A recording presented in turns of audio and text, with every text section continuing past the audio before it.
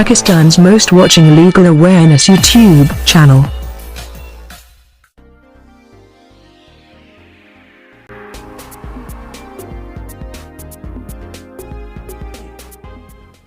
Bismillahirrahmanirrahim. Alhamdulillahi Rabbil Alameen. Assalamu alaikum friends and viewers. I hope all are fine. This is Mubashir Iqbal Chauhan, Advocate High Court and Legal Lecturer. Series of public awareness के अंदर हमारा आज का topic complaint या इस्तगासा। Complaint क्या होती है, इस्तगासा क्या होता है, कैसे फ़ाइल किया जाता है, क्यों फ़ाइल किया जाता है, किस कोर्ट के पास इसका इख्तियार है, किस सेक्शन के तहत इसका इख्तियार है, किस सेक्शन के तहत इसको प्रोसीड किया जाता है। इन तमाम चीज़ों को आज हम डिस्कस करेंगे ब्रीफली। लेक्चर स्टार्ट करने से पहले एज़ यूजुअल अगर आप मेरे YouTube channel law and communication skills के ऊपर नए हैं तो रेड बटन को क्लिक करके मेरे चैनल को सब्सक्राइब करना और साथ में ही बेल आइकन को प्रेस करके ऑल नोटिफिकेशन करना ना भूलें, ताकि ऐसे ही फर्दर तमाम इन्फॉर्मेटिव लेक्चर्स आपकी एक्सेस में रहें और उनके नोटिफिकेशन आपको बर वक्त मिलते रहें। लेक्चर स्टार्ट करने से पहले हम स्पेशल थैंक्स करते चलें उस दोस्त का, उन भाई का, उस कोलीग का जिन्होंने इस लेक्चर को आप तक पहुंचाने में हमारे साथ ताउन किया। रिसर्च ऑफ मटेरियल में, कलेक्शन ऑफ मटेरियल में बहुत से कानूनी नुकात को हमारे सारे उन्होंने डिस्क्लोज़ किया। जिन चीज़ों को मैं आप तक पहुंचा रहा हूं, बता रहा हूं, इसके अंदर उनका बहुत बड़ा हाथ है। मुझे वो चीज़ें बताने में, आप तक पहुंचाने में, बेहतर तरीके से गाइड करने में हमारे दोस्त, हमारे भाई, हमारे colleague advocate Malik Aqib Ali, advocate high court Lahore, बहुत ही कम्पिटेंट और लर्न काउंसिल है। हमारे दोस्त भी हैं, मेरे कॉलीग भी हैं, मेरे भाई भी हैं और उन्होंने इस टॉपिक को ब्रीफली हमने डिस्कशन की। जब इस लेक्चर के बारे में हम मटेरियल को कलेक्ट कर रहे थे तो हम दोनों ने मिलकर इसकी कलेक्शन की, रिसर्च किया और उन्होंने बहुत सी नई चीज़ों को भी इंट्रोड्यूस करवाया, नई चीज़ों को भी मेरे सामने रखा और बहुत सी इन्फॉर्मेटिव थी जिनको मैं आज आपके सामने रखने जा रहा हूँ। तो इस लेक्चर को आप तक पहुँचाने में मेरे अलावा जो सबसे बड़ा रोल प्ले किया मलिक आकिब अली साहब हैं, एडवोकेट हाई कोर्ट लाहौर। बहुत ही हम्बल दोस्त हैं, लर्न काउंसिल हैं, बहुत ही कम्पिटेंट लॉयर हैं, प्रैक्टिसिंग और प्रोफेशनल लॉयर हैं। क्रिमिनल और सिविल के मामलात के अंदर उनकी ख़ास ग्रिप है, ख़ास उनकी प्रैक्टिस है। मज़ीद उनके बारे में जो इन्फॉर्मेशन है वो मैं नीचे डिस्क्रिप्शन के अंदर दे दूंगा, उनके फ़ोन नंबर्स, उनकी आइडेंटिटीज़, उनकी अदर डेजिग्नेशंस, तो आप उनसे रब्ता कर सकते हैं किसी भी केस के मुतालिक, किसी भी लीगल इन्फॉर्मेशन के लिए, किसी भी किस्म की कानूनी डिस्कशन के लिए। आई एम श्योर कि वो आपको ना सिर्फ बेहतर एडवाइस करेंगे बल्कि एक बेहतर वे भी प्रोवाइड करेंगे जिससे आप की उस कन्फ्यूजन को, उस कॉम्प्लिकेशन को हल करने में बहुत ही ज़्यादा मदद मिलेगी। शुरू करते हैं हमारा लेक्चर, इस्तगासा या कंप्लेंट। सबसे पहले इसका सेक्शन देखते चले। जो इस्तगासा या कंप्लेंट है ये CRPC सेक्शन 200 के तहत प्रोसीड किया जाता है।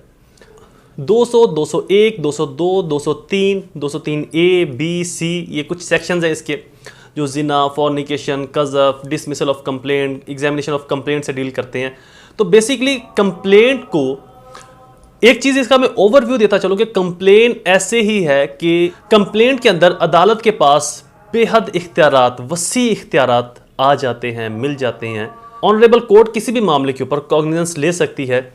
अच्छा, कंप्लेन के बारे में जो इसेंशियल चीज़ है, जो इसेंशियली एलिमेंट है वो ये है कि अगर कोई ऐसा जुर्म, कोई ऐसी रेड्रेसल आपने करवानी हो, आपके साथ कोई ऐसा ग्रीवियस हुआ हो, आप हर्ट हुए हो जो कि PPC के अंदर या किसी भी और क्रिमिनल लॉ के अंदर या किसी और जगह के ऊपर वो मेंशन नहीं है, बट वो जुर्म आपके साथ सरजद हुआ, आपके साथ ज्यादती हुई, आपको तकलीफ पहुंची, किसी भी सूरत में, किसी भी सेंस में, किसी भी वे में, आप ऑनरेबल कोर्ट से, मजिस्ट्रेट साहब से सेक्शन 200 के तहत कंप्लेंट फाइल करके अपनी रेड्रेसल करवा सकते हैं, अपनी दादरसी करवा सकते हैं। एक चीज़ तो ये होगी कि कंप्लेन उन तमाम चीज़ों को फुलफिल करेगी जिनका लॉ में जिक्र नहीं है। फॉर एग्जांपल एक शख्स जिना कर रहा है एक लड़की के साथ, अब ये PPC के अंदर मेंशन नहीं है, PPC के अंदर दर्ज नहीं है, तो इसके लिए आप मजिस्ट्रेट साहब के पास प्राइवेट कंप्लेंट फाइल करेंगे। यानी कि कोई भी ऐसा जुर्म जो कहीं पर भी मेंशन नहीं है और वो आपके साथ हो गया, आपके साथ वो सरजद हो गया, आप हर्ट हुए, आपको ग्रीवियस पहुंचा, अब आपने रेड्रेसल लेनी है लेकिन वो जुर्म कहीं लिखा ही नहीं हुआ, किसी भी लॉ की किताब में नहीं लिखा हुआ, तो CRPC सेक्शन 200 के तहत आप मजिस्ट्रेट साहब के पास इस्तगासा फाइल करके, कंप्लेंट फाइल करके अपने उस जो आपके साथ ग्रीवियस हुआ है, आप जिस चीज़ से हर्ट हुए हो, आपको जिस चीज़ से तकलीफ पहुंची है, जो जुर्म सरजद हुआ है आपके साथ, आप उसकी रेड्रेसल करवा सकते हो, दादरसी करवा सकते हो। सेकेंडली, कोई डिपार्टमेंट, कोई अदारा, पुलिस, नैब, FIA एट्सेट्रा, कोई भी इंस्टीट्यूशन ऑफ पाकिस्तान आपकी बात नहीं सुन रहा, आपकी दादरसी नहीं कर रहा जो कि उसको करनी चाहिए, उस दादरसी के लिए, उस अदारे से काम करवाने के लिए, उस अदारे से अपनी दादरसी करवाने के लिए भी आप मजिस्ट्रेट साहब के पास प्राइवेट कंप्लेंट या इस्तगासा फाइल कर सकते हैं, जिससे मजिस्ट्रेट साहब उस केस को आगे फर्दर प्रोसीड कर सकते हैं। एक तो ये चीज़ होगी कि अगर कोई कानून मौजूद ही नहीं और जुर्म आपके साथ हो गया तो आप कंप्लेन कर सकते हो। दूसरी चीज़, कोई अदारा, कोई इंस्टीट्यूशन या कोई भी ऐसा डिपार्टमेंट जो आपकी दादरसी नहीं कर रहा, जो कि उनको करनी चाहिए, उनको उसके ऊपर अमल करना चाहिए कानून के मुताबिक, उनको कानून के मुताबिक अमल करवाने के लिए भी आप प्राइवेट कंप्लेंट को फाइल कर सकते हो। प्राइवेट कंप्लेंट का स्कोप थॉरली बहुत वसी है, ब्रॉडली है।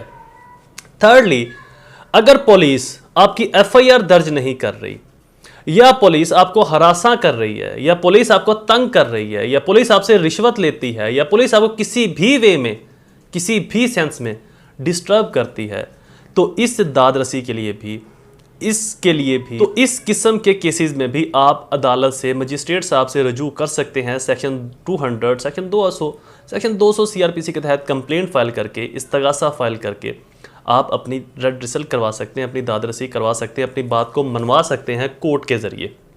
तो फिर कोर्ट ऑर्डर करेगी कि आपने ये काम करना है, लाइक FIR आपने लॉन्च करनी है, या आपने ये काम नहीं करना, लाइक अगर आप इसको तंग कर रहे हो, रिश्वत ली है, या आपने डिस्टर्ब क्रिएट किया हुआ है इसको, या आप इसको हरासा कर रहे हो, तो आपने इसको हरासा नहीं करना। प्राइवेट कंप्लेंट को उर्दू के अंदर इस्तगासा भी कहते हैं। ये बहुत ज़ुबान ज़्यादा आम वर्ड है, इस्तगासा। प्राइवेट कंप्लेंट को ही उर्दू में इस्तगासा कहा जाता है। तो section 200 examination of private complaint है। प्राइवेट कंप्लेंट को एग्जामिन कैसे करना है? जो भी शख्स प्राइवेट कंप्लेंट देगा उसको अपना एफिडेविट जमा करवाना ज़रूरी है, ऑन ओथ जिसको हम कहते हैं। ऑन ओथ वो अपना एफिडेविट देगा ताकि ये बात क्लियर हो जाए कि वो कोई फॉल्स लिटिगेशन नहीं कर रहा, झूठी मुकदमाबाजी किसी के ऊपर नहीं चला रहा, किसी को डिस्टर्ब नहीं कर रहा।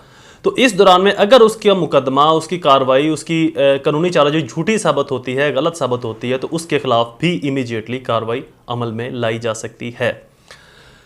सेक्शन 200 के तहत इसको एग्जामिन किया जाता है। सेक्शन 201 के अंदर procedure by magistrate not competent to take cognizance on the case, उसका प्रोसीजर बताया जाता है कि अगर मजिस्ट्रेट साहब कॉग्निजेंस नहीं ले सकते तो फिर क्या करेंगे, वो अपने सेशन जज साहब को फॉरवर्ड कर देंगे। Postpone of issue of process section 202 के अंदर है। सेक्शन 203 जो है वो इंपॉर्टेंट है, डिसमिसल ऑफ कंप्लेंट। अगर आप इस्तगासा फाइल करते हैं तो आपके उस इस्तगासे को, उसकी कंप्लेंट को डिसमिस भी किया जा सकता है। The court before whom complaint is made or to whom it has been transferred or sent may dismiss the complaint if after considering the statement on oath, if any, or the complaint and the result of investigation or inquiry, if any, under section 202 there is in his judgment or sufficient ground for proceeding in such case shall be briefly record his reason of for so। Section 203 के तहत dismissal of complaint का procedure है।